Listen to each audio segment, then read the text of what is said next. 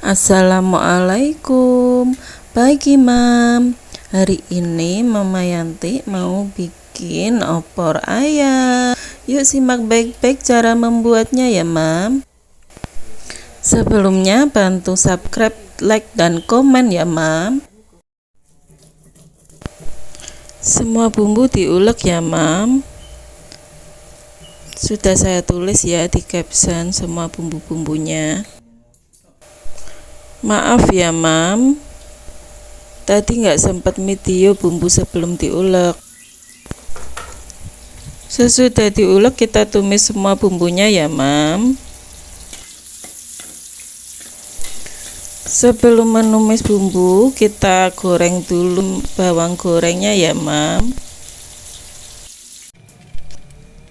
Goreng bawang merah sampai kecoklatan. Kalau sudah coklat, angkat dan tiriskan ya Mam.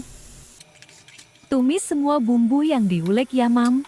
Jangan lupa serai dan lengkuas. Yang digeprek juga masukkan. Tumis bumbu sampai matang, harum dan berubah warna. Kemudian masukkan ayam yang sudah dibersihkan. Aduk-aduk ayam sampai bumbu merata sama ayam dan bumbu meresap ke dalam ayamnya. Diamkan sebentar sampai keluar air dan minyak dari ayam. Kemudian masukkan santan. Aduk-aduk santan supaya tidak pecah sampai mendidih. Sesudah mendidih, tunggu sampai ayam empuk. Kemudian koreksi rasa sebelum kompor dimatikan.